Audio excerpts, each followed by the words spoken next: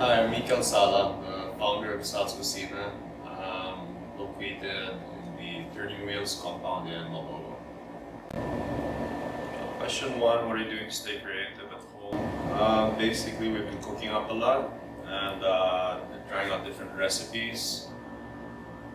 Spending time on the online food community, groups like Vanilla Homemade Marketplace. But now only really have the opportunity to share it with everybody else. As far as the business, we were lucky enough to be able to pivot by selling the Sal's uncooked burger patties online. Question two, what is the first place you'll go after the ECQ has been lifted?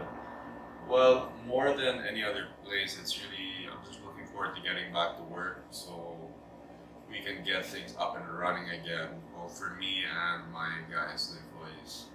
What has this quarantine taught you? I guess appreciate some of these little things that we took for granted before this whole crazy virus started.